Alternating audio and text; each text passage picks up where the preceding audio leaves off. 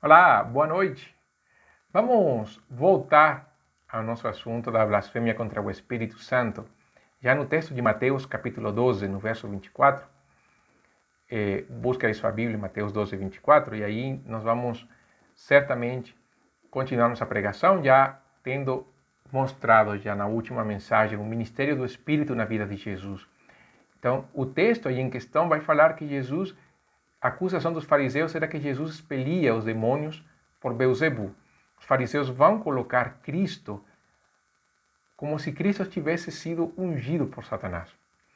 E lembre, Jesus agia no poder do Espírito. O ministério de Jesus foi um ministério que sempre agiu no poder do Espírito. Lucas capítulo 4, no capítulo 4, em 2 versos, Lucas vai falar sobre isso. No verso 1 vai falar que Jesus estava cheio do Espírito quando foi guiado para o deserto. E no verso 14, quando Jesus retornou da tentação do deserto, Jesus, no poder do Espírito, regressou a Galileia. Então veja que Jesus, agindo no poder do Espírito, os fariseus e os mestres da lei acusavam Jesus de justamente o contrário. É que Jesus estava agindo no poder de Satanás. Você já pensou nas implicações disso? Como nós podemos entender isso? Se Jesus agia no poder de Satanás, eles estão dizendo que Jesus era igualzinho a uma pessoa que estivesse agindo no ocultismo, no satanismo. Por quê? Porque para eles a operação de Cristo era uma operação satânica.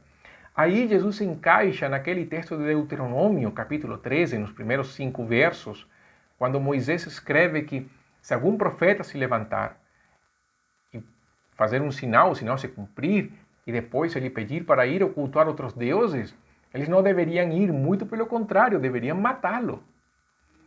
Jesus, então, através dessa acusação, ele estava sendo julgado como digno de morte. Jesus poderia morrer. Então, era uma acusação séria. Nós podemos até dizer que o raciocínio completo dos fariseus, juntando Marcos e Mateus, Marcos que fala que Jesus estava possesso por Beelzebul e Mateus que fala que ele agia no poder de Beelzebul, não podemos até dizer que Jesus era um endemoniado que agia numa unção satânica. Isso, nessa acusação tão séria, me leva a um ponto chave nesta história, que é que o Espírito é acusado de ser Satanás. A acusação por trás da ação de libertar um endemoniado. No poder, como eles falam de Beelzebul, quando nós entendemos que Jesus agia no poder do Espírito, eles estão igualando o Espírito de Deus e Satanás. De acordo com os mestres da lei, o poder que operava em Cristo era satânico. Logo, a unção era satânica. Igual ao Espírito Satanás. E aí, é claro, nós podemos levantar as mãos, nos levantar e gritar. Isso é blasfêmia. E é uma blasfêmia. Dizer que Jesus age no poder de Beelzebul é tornar toda a obra do Espírito a Satanás. É colocar toda a obra do Espírito, o nascimento de Jesus, o batismo de Jesus, as palavras de Jesus, as obras de Jesus, como nascendo do poder satânico, ao ponto de colocar as obras futuras de Jesus, a sua morte e ressurreição, também nesse patamar. Porque tudo foi feito através do Espírito. Então imaginem só, falar que Jesus agia no poder de Beelzebul era colocar que toda a vida de Cristo, todo o ministério de Jesus estava sob o domínio de Satanás. Quem vai cumprir isso é o anticristo. Ele vai, sim. Ele cumprirá tudo aquilo que os fariseus falavam, mas Jesus nunca, jamais. A obra do Espírito aponta a Jesus. Tudo que o Espírito faz é glorificar Cristo. Se então o poder que operava em Jesus era Satanás, o agente para glorificar Cristo não seria o Espírito de Deus, mas seria o próprio Satanás. Terrível, não é? Veja como o conceito de Deus começa a ficar distorcido e como as implicações de dizer que o poder que operava em Cristo era satânico, ele começa a atingir a Trindade como um todo, começa a atingir a cruz e atinge nossa salvação. Se Satanás é quem expulsa os demônios, o que podemos dizer do Calvário, do túmulo vazio.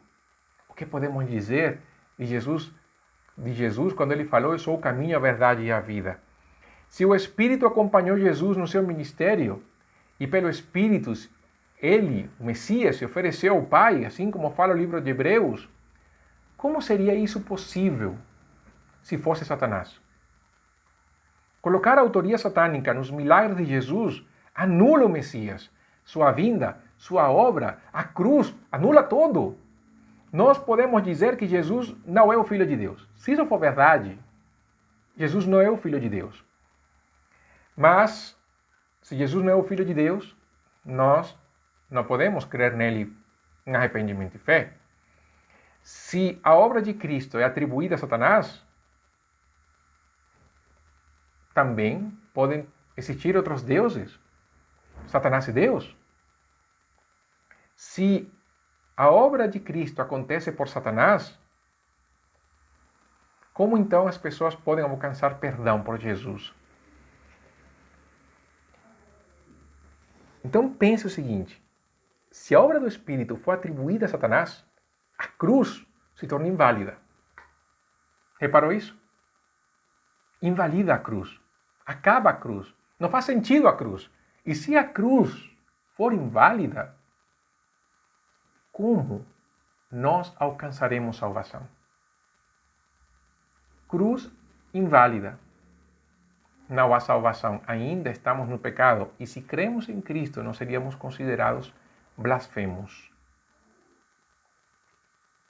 É duro, não é? É difícil. É o ponto-chave da história. E por isso, a preocupação de Jesus na hora de denunciar semelhante manifestação dos fariseus. E aí, vamos para o apóstata, porque nós estamos fazendo isso também com um paralelismo com a apostasia. Como isso nós vemos no dia de hoje? Como o apóstata faz isso? Como o apóstata vai colocar isso nos tempos presentes? O apóstata, ele vai negar a suficiência da obra de Cristo. O apóstata não vai negar a cruz, mas ele vai negar a suficiência da obra de Cristo. E negando a suficiência da obra de Cristo, nós estamos também negando a obra do Espírito, porque ela seria insuficiente. Então, tudo que o Espírito fez para levar Jesus na cruz, inclusive a sua ressurreição e ascensão aos céus, se torna insuficiente, então o Espírito também operou de uma maneira incompleta. Jesus também agiu de uma maneira incompleta, o Pai agiu de uma maneira incompleta, a salvação seria incompleta. Quem será salvo? Judas, no verso 4, vai falar assim: certos indivíduos introduziram com dissimulação, os quais desde muito foram antecipadamente pronunciados para esta condenação, homens ímpios e que transformam em libertinagem a graça de nosso Deus e negam o nosso único soberano e Senhor Jesus Cristo. 1 de João, capítulo 2, versos 22 e 23, João também vai no mesmo raciocínio. Se você conseguiu Judas, consegue 1 de João, que está um pouco antes. 1 de João, capítulo 2, versos 22 ao 23, fala assim: quem é o mentiroso, senão aquele que nega que Jesus é o Cristo? Este é o anticristo. Os fariseus estavam agindo no espírito do anticristo. E João continua: este é o anticristo, o que nega o Pai e o Filho. Todo aquele que nega o Filho, esse não tem o Pai. Aquele que confessa o Filho, tem igualmente o Pai. Quem acredita que Cristo é insuficiente, nega o Pai. E quem acredita que Cristo é insuficiente, está falando também que o Espírito Santo é insuficiente e nega o Espírito. Quem nega Jesus, nega o poder do Espírito. E a coisa se complica. Como se complica? Vamos para um texto. Não vou explicar esse texto hoje. Eu vou explicar nesta série. Mas eu não vou explicar hoje. Mas eu quero somente que façamos leitura dele por um momento. Hebreus capítulo 10. Aqui eu vou dar um tempo para você abrir sua Bíblia em Hebreus capítulo 10. Eu volto de novo. Não vou explicar o texto hoje. Eu vou sim nesta série explicar. Mas eu não vou explicar nesta hora. Hebreus 10, versos 28 e 29. Eu só quero que você veja como a obra de Cristo está ligada à ação do Espírito e como o autor de Hebreus vai igualar as duas coisas. A obra de Cristo com a ação do Espírito. E por que é tão importante crer na suficiência de Cristo como Salvador? Ele fala assim: sem misericórdia, morre pelo depoimento de 2 ou 3 testemunhas quem tiver rejeitado a lei de Moisés. De quanto mais severo castigo julgais, vos será considerado digno aquele que calcou os pés do Filho de Deus e profanou o sangue da aliança com o qual foi santificado e ultrajou o Espírito da graça. Profana o sangue da aliança e ultraja o Espírito da aliança, o Espírito da graça. A apostasia é perigosa, porque é um caminho sem retorno. Você sabe o que é isso? Tomar a cruz e falar isto é vão. A pessoa sabendo, tendo consciência. Não pela ignorância. Lembre, não é o ignorante que está sendo condenado aqui. É aquele que com pleno conhecimento, sabendo a verdade, a nega. Aquele que sabendo o que é certo, se afasta. E não somente se afasta, porque o filho pródigo se afastou e voltou. Se afasta, nega, declara insuficiência. Como se, em Hebreus capítulo 6 vai falar isso, como se de novo crucificasse Jesus. A questão é que Jesus não se crucifica 2 vezes. A questão é que tomar o sangue de Jesus e considerá-lo insuficiente, afrontar o Espírito de Deus por causa disso, afrontar o sacrifício de Jesus é ultrajar o Espírito de Cristo, o Espírito Santo de Deus. Negar deliberadamente a obra de Cristo, ultrajando o Espírito Santo no processo, é o cúmulo da paciência, da bondade e da misericórdia de Deus. Sabe por quê? Porque paciência, bondade e misericórdia se manifestam na cruz. Quando eu faço disso um objeto de zombaria, mas pior do que isso, eu declaro isso insuficiente. É o que estava acontecendo com os Gálatas, quando Paulo fala que eles estavam caindo da graça por causa disso. Os mestres da lei colocaram em Satanás o poder que operava em Cristo. Os falsos mestres hoje declaram Cristo insuficiente. Se a cruz é insuficiente, o crente ainda deve quebrar maldições. Se a cruz é insuficiente, o crente deve fazer esforços para alcançar a graça divina. Se a cruz é insuficiente, o crente vive num processo de aprendizado eterno, mas nunca alcançará a plenitude. Se a cruz é insuficiente, o crente tem que agir. A graça não basta. Se a cruz é insuficiente, Deus depende do homem para fazer sua vontade. E se a cruz é insuficiente, as pessoas ainda arrastam as correntes do passado. Para os falsos mestres, 2 textos. 2 de Pedro, capítulo 2, versos 20 e 22.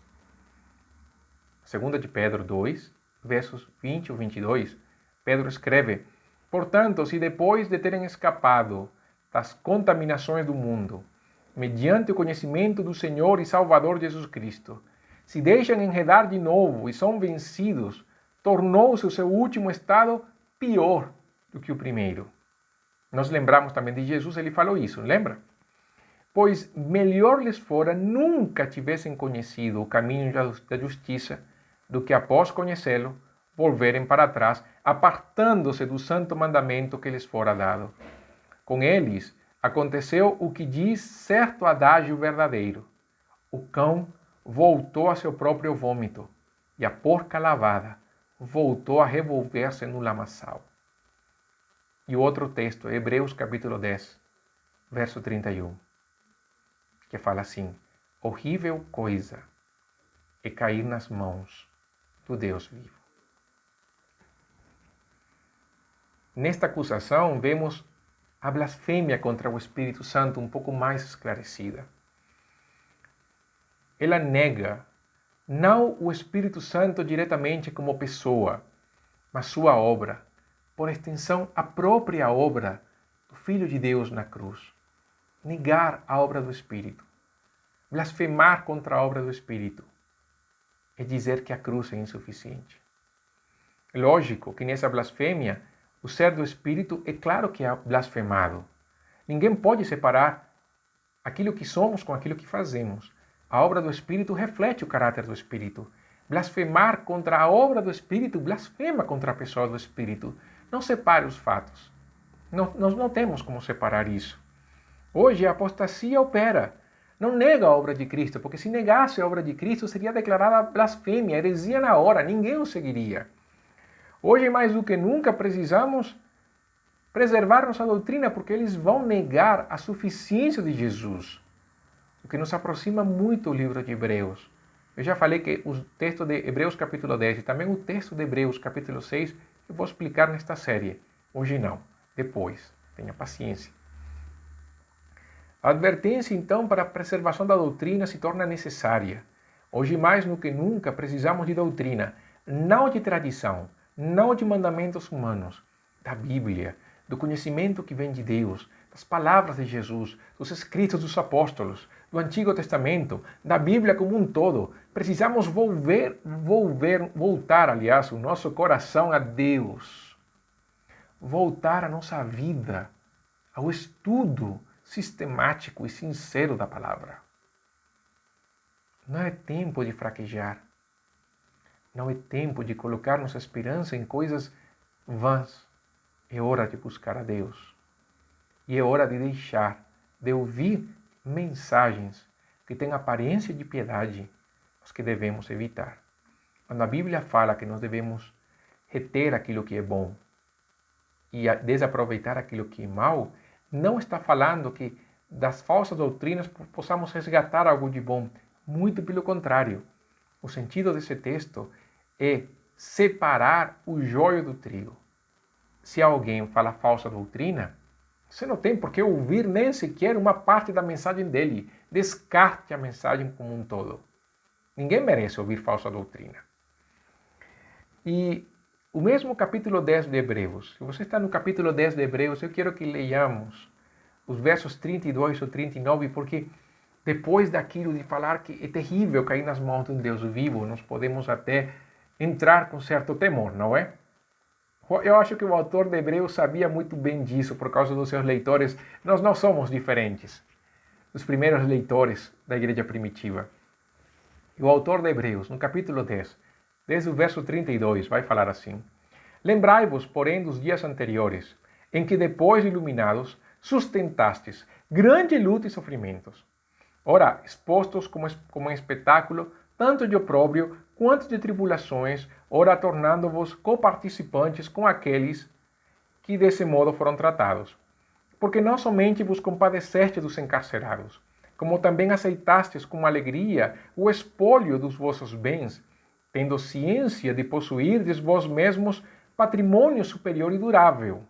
Não abandoneis, portanto, a vossa confiança, ela tem grande galardão.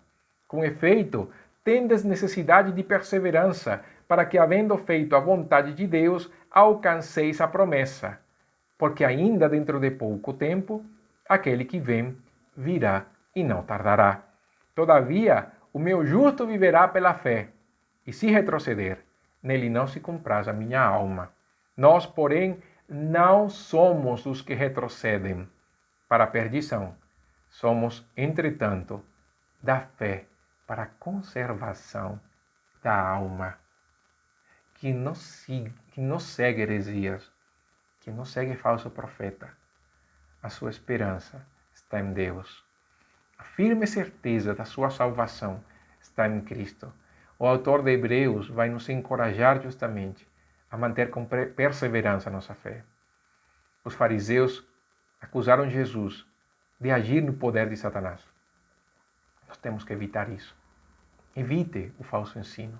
Evite a falsa doutrina. Não ande em pós do que os homens têm a dizer. Siga Jesus. Siga seus ensinos. A nossa esperança do seu retorno deve encher nosso coração de alegria. As mensagens das quartas-feiras têm a ver com isso. Vai lá no canal, procure Escatologia da Esperança. E ali você ouvirá justamente mensagens que vão complementar esta mensagem de hoje.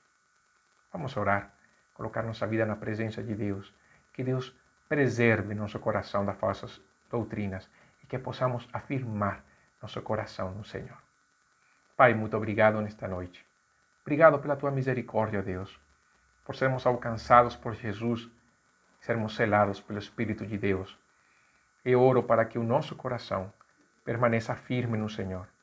Livra nossa alma, ó Deus, do pecado. Livra nosso coração do falso ensino. Que nós possamos não somente discernir o erro, mas fugir do erro. Nos guarda, Deus. O teu santo amor nos livra, Deus, do mal. E que na tua graça nós possamos depender sempre da suficiência, do sacrifício, do Filho de Deus, do nosso Salvador e Redentor Jesus. Obrigado, Pai. Em nome de Jesus.